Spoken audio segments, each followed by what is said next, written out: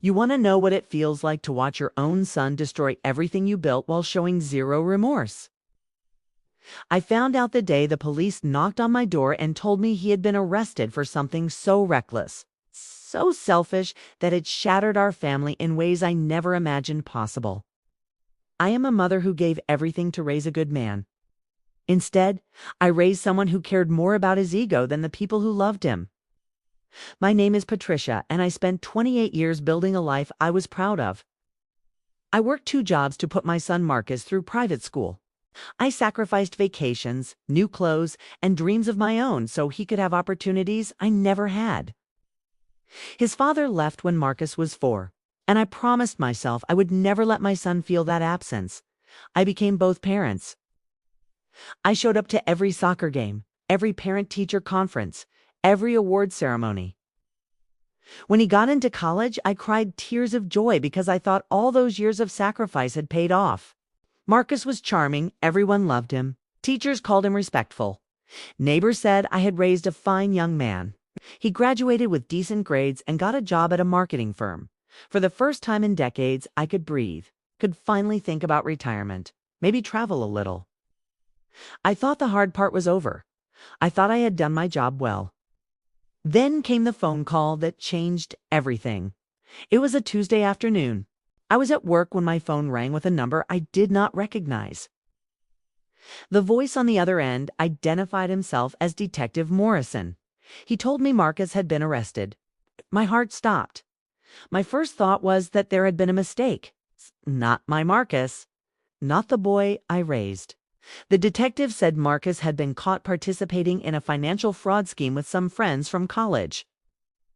They had been scamming elderly people out of their savings through fake investment opportunities. I felt like the floor had disappeared beneath me. Marcus had been targeting vulnerable seniors, people like my own mother who had passed away 2 years earlier. People who trusted easily because they came from a generation that believed in handshakes and honesty. The detective said Marcus and his friends had stolen over $300,000 from more than a dozen victims. Some of these people lost their retirement funds. One woman lost money she had been saving for her grandchild's medical treatment. I could not process it. This was not the son I knew. I called Marcus immediately after I hung up with the detective. He answered from jail, his voice flat and annoyed.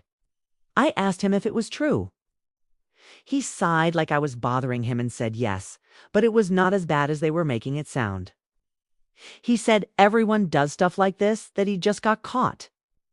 He said the old people were going to die soon anyway and probably would not even miss the money. I felt something break inside me that I cannot explain. It was not anger, it was worse. It was the realization that I did not know my own son. The person on the phone was a stranger wearing my child's voice. I asked him how he could say something so cruel, so heartless. He told me to calm down and said I was overreacting. Then he said the words that destroyed me. He said if I loved him, I would post his bail and hire him the best lawyer money could buy. I did not sleep that night. I sat in Marcus's childhood bedroom staring at photos of him as a little boy. The kid who used to bring me flowers he picked from the neighbor's garden. The teenager who wrote me Mother's Day cards saying I was his hero. I kept asking myself where I went wrong. What did I miss? How did my son become someone capable of this? The next morning, Marcus called me again. This time his tone was different. He was not asking anymore. He was demanding. Said I needed to get him out immediately. He said his reputation was being destroyed and this was ruining his life. I told him I needed time to think. He exploded. He screamed at me through the phone, called me selfish, said I was a terrible mother for not standing by him. He said after everything he had done for me, I owed him this. Everything he had done for me. Those words echoed in my head. What exactly had he done? I had paid for his entire education. I had covered his car insurance until he was 26. I had given him money whenever he asked because I thought I was helping him get established. And now he was telling me I owed him. I visited him in jail 2 days later. I needed to see his face, I needed to understand who he had become. When he walked into the visiting room, he did not look remorseful. He looked irritated. He sat down and immediately started talking about bail money and lawyers. I stopped him mid-sentence and asked him about the victims. I asked if he felt any guilt about what he had done to those people. He rolled his eyes and said I was being dramatic. He said those people were dumb enough to fall for it, so it was their fault. That was the moment I knew I had lost my son. Not to drugs or bad influences or mistakes. I had lost him to his own cruelty and entitlement. I looked at this man sitting across from me, and I did not recognize him. The son I raised would have shown remorse. The son I raised would have taken responsibility. This person was someone else entirely. I told Marcus I would not be posting his bail. I would not be hiring him an expensive lawyer. I told him he made adult choices, and he would face adult consequences. His face changed. The charm disappeared. He leaned forward and said if I did not help him, he would never forgive me. He said I was abandoning him just like his father did. He tried to use my greatest fear against me, and that is when I knew I was making the right choice.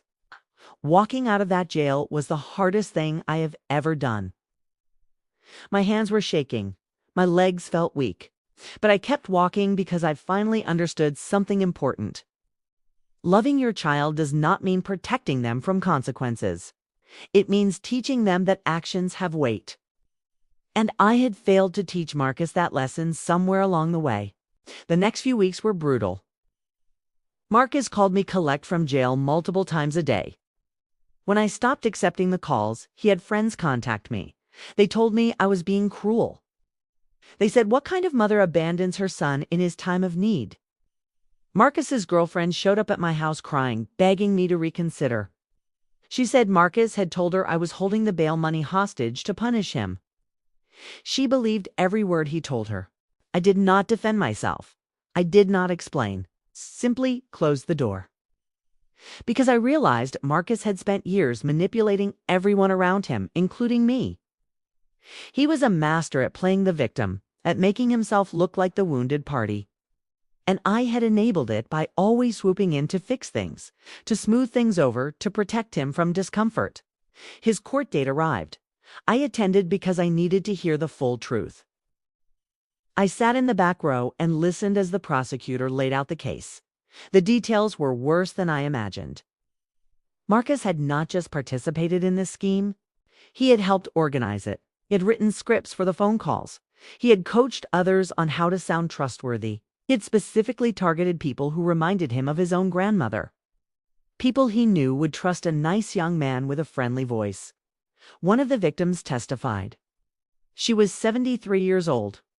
She talked about how Marcus had called her weekly for months, building trust, asking about her life, making her feel like someone cared.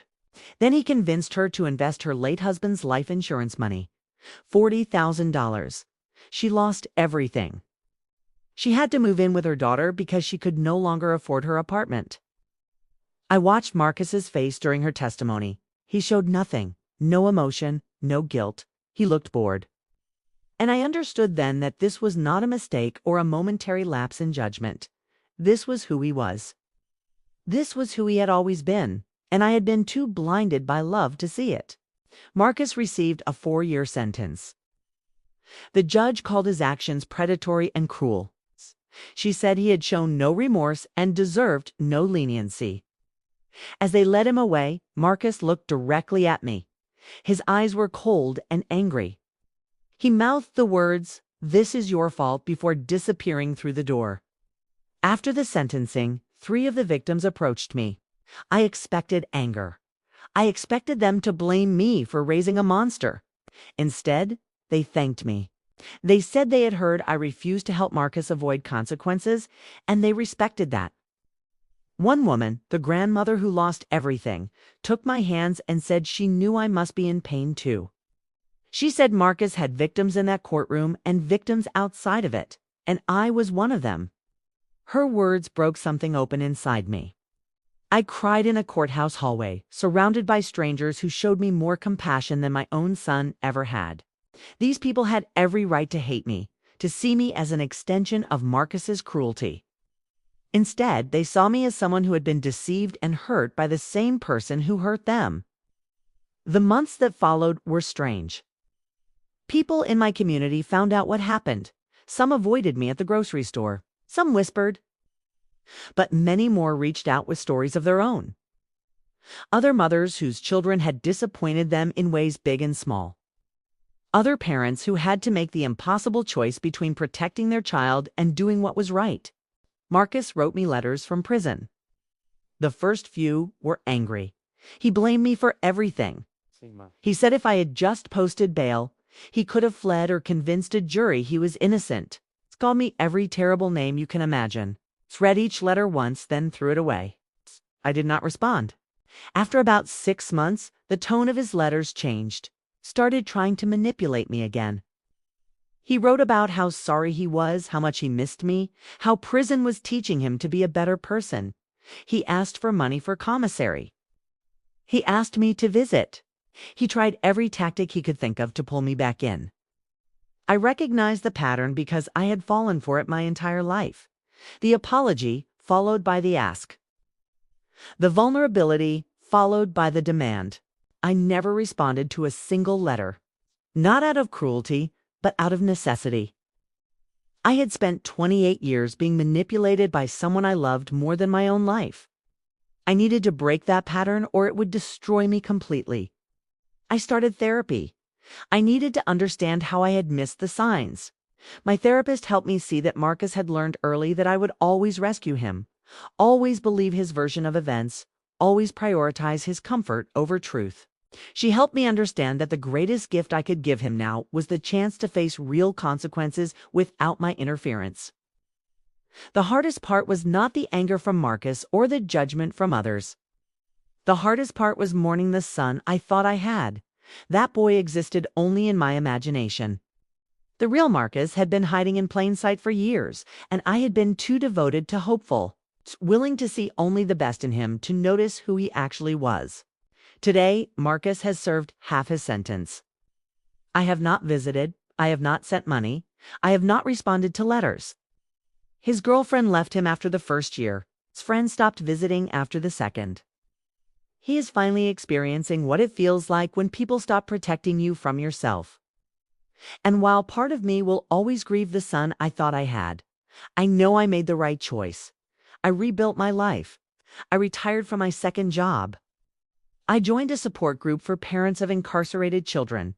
I learned that boundaries are not punishment. They are protection. They protect you from being consumed by someone else's choices. They protect the other person from never learning to stand on their own. Some people think I am cold. They say blood is thicker than water and family should always come first. But those people have never been destroyed by someone they would die for. They have never had to choose between their child and their integrity. They have never looked into the eyes of someone they created and seen a stranger staring back. I do not regret my decision. I regret that it came to this. I regret that my love and sacrifice were not enough to create a good man. But I do not regret refusing to be an accomplice to his cruelty. I do not regret choosing the victims over the perpetrator, even when the perpetrator was my own blood. Marcus will be released in 2 years. I do not know what will happen then. I do not know if he will have learned anything or if he will still be the same manipulative person he was before. What I do know is that I will not be waiting with open arms, ready to fix everything. I will not be the safety net that allows him to avoid facing who he is. I am his mother. I will always love the child he was. But I will not enable the man he became. And that is a choice I can live with. Let me know in the comments, what would you have done in this situation? And do not forget to subscribe to Golden Years Diary for more stories like this.